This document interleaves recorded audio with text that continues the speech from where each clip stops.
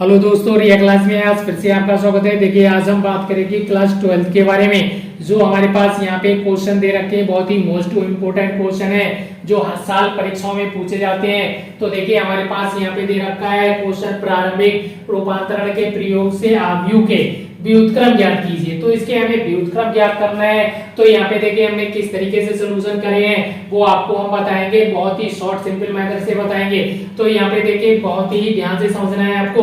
यहाँ पे हम चले हैं फर्स्ट क्वेश्चन के लिए। यहाँ पे सोल्यूशन लिखा है हमने, यहाँ पे हमने इस चीज को a के बराबर मान लिया है। फिर एक हमारा फार्मूला होता है जो प्रारंभिक रूपांतरण का होता है, वो a = IA होता है हमारे पास। फिर क्या करा है हमने, a की वैल्यू हमने यहाँ पे पुटअप कर ली है। फिर हमारे पास i की वैल्यू होती है 1001 होती है। फिर क्या करा हमने, ये वाला ऐसे ही रहने दिया है। अब क्या करेंगे हम, इधर जो हमारे पास i का मान है वो हमको इस साइड में बनाना है, और इधर जो भी मान बनेगा वो हमारा उसका आंसर होगा।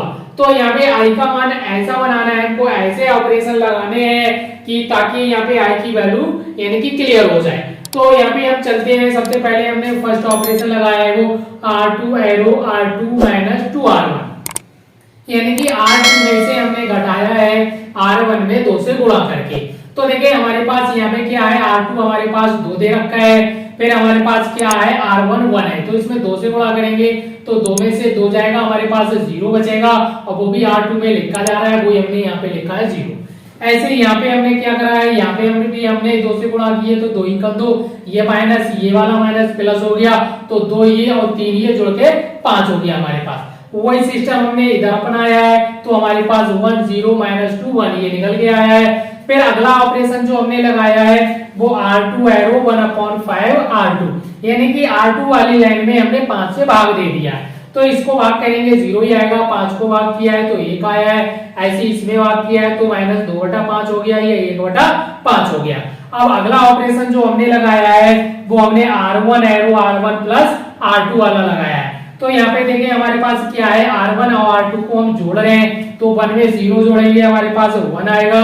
फिर हमने -1 में 1 को जोड़ा, यानी चिन्ह के अनुसार ये चीज घट गई है, तो हमारे पास 0 बचा। नीचे वाले स्टेप सेम टू सेम वैसे लिख दिए गए हैं, ऐसे इसका सोल्यूशन किया है। तो यहाँ पे देखिए, हमारे पास हम r1 r2 को जोड़ रहे हैं, हमारे पास यहाँ पे है r1 1 है, r2 हमारे पास -2/5 है। तो इसके नीचे 1 मान लिया, एलसीएम ले लिया हमने, क्रॉस मल्टीप्लाई की, तो 5 1 जा 5 होता है, फिर 1 2 जा 2 होता है। इसको सब्ट्रैक्शन करेंगे तो 3/5 निकल गया, तो वही हमारे पास यहाँ निकल के आया है। ऐसे इस वाले स्टेप को हल किया तो 1/5 आया है, ये वाले स्टेप सेम टू सेम वैसे लिख दिए हैं। अब यहाँ पे देखिए, i की वैल्यू हमारे पास बन चुकी है, तो हमारे पास जो भी आंसर आएगा वो ये वाला होगा। वो आपको यहाँ पे लिखना है a इनवर्स = 3/5, फिर 1/5 - 2/5 1/5। तो ये हमारे पास इसका सॉल्यूशन निकल के आता है। अब देखिए, हम नेक्स्ट क्वेश्चन पे चलते हैं। हमारे पास अगला क्वेश्चन दे रखा है सेकंड वाला। इस क्वेश्चन के सॉल्यूशन के लिए हम क्या करा है, हमने यहाँ पे देखिए रखा है सॉल्यूशन, इसको हमने a = करके मान लिया है। फिर यहाँ पे हमने फार्मूला लिखा है जो हमारे पास है प्रारंभिक रूपांतरण का, वो a = IA होता है हमारे पास। तो a की वैल्यू यहाँ पुटअप कर ली, यहाँ पे i की वैल्यू पुटअप कर ली, फिर a को हमने ऐसे ही लिख दिया है। अब क्या करा है हमने, इसमें देखिए हमने कुछ ऑपरेशन लगाए हैं, उसके माध्यम से हल किया है। हमारे पास यहाँ है पहला operation r2 arrow r2 + 3r1, दूसरा ऑपरेशन जो हमने लगाया है r3 एरो r3 - 2r1, ये लिखा है। तो देखिए, r2 हमारे पास यहाँ पे क्या दे रखा है, r2 माइनस का 3 दे रखा है, और हमारे पास r1 1 है, तो 1 में 3 से गुणा करेंगे तो 3 आएगा, यानी कि 3 + 3, इसमें से 3 घटा तो हमारे पास 0 आया, वही हमने यहाँ पे लिखा है, यानी कि 0। फिर अगला स्टेप हमारे पास है r3 वाला है, जो हमारे पास इसमें r3 में लिख रहे हैं। तो यहाँ पे r3 हमारे पास 2 दे रखा है, और फिर हमारे पास r1 जो है 2 1 है यहाँ पे, तो 2 से 1 में गुणा करेंगे तो 2 का 2 आएगा, ये इसमें से ही घटेगा तो हमारे पास क्या आएगा, 0 निकल के आएगा, वो यहाँ पे 0 आया है। फिर वही ऑपरेशन हमने इन स्टेपों में लगाया है, तो हमारे पास ये सिस्टम निकल के आया है। फिर क्या करना है हमको, अगला जो ऑपरेशन लगाया हुआ है हमने वो r2 एरो r2 + 8r3 लगाया है हमने। तो यहाँ पे हमारे पास r2 है, हमारे पास देखिए r2 क्या दे रखा है, 0 दे रखा है, और r3 भी हमारे पास 0 दे रखा है, तो 8 से 0 को गुणा करेंगे तो वो 0 आएगा।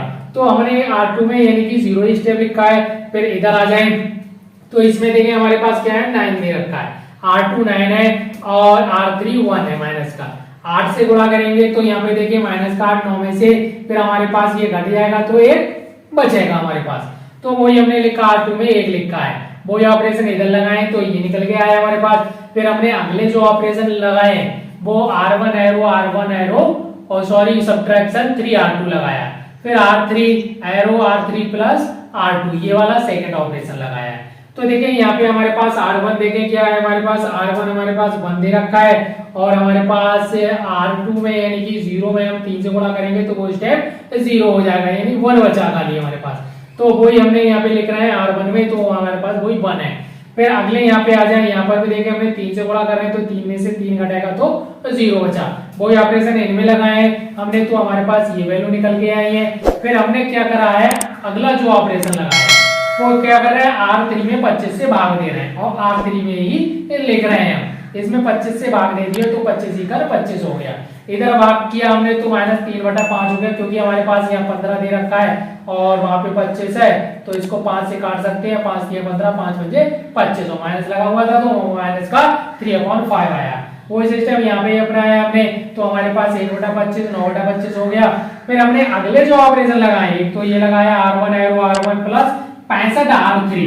फिर दूसरा जो ऑपरेशन लगाया है हमने R2 फिर सब्ट्रैक्शन 21 R3 वाला लगाया है।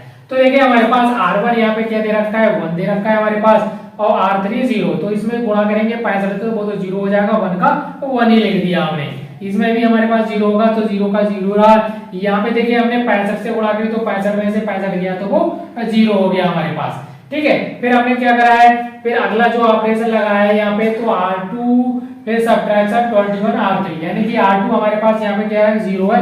इसमें भी हमने यानी कि 21 से गुणा करेंगे तो वो 0 ही होगा हमारे पास। फिर यहाँ आ जाए, इसमें गुणा करेंगे तो 0 1 का 1 ही रहा हमारे पास। यहाँ पे 21 से गुणा करेंगे, 21 में से 21 घटेगा तो हमारे पास 0 बचेगा, तो वो R2 में हमने 0 लिखा है। फिर यही ऑपरेशन इधर लगाया हमने तो हमारे पास ये वैल्यू निकल के आई है। अब देखें यहाँ पर हमारे पास I की वैल्यू बन चुकी है, तो जब I की वैल्यू वो बन चुकी है हमारे पास तो क्या करा है हमने, ये वाला जो हमारे पास यानी कि आगे निकल के आया है वही हमारा आंसर कहलाएगा। तो वही हमने A इनवर्स करके ये लिख दिया है, ये हमारा आंसर निकल के आता है। अगर मेरा मेथड समझ में आया हो तो प्लीज लाइक कीजिए, सब्सक्राइब कीजिए, अपने दोस्तों को भी शेयर कीजिए।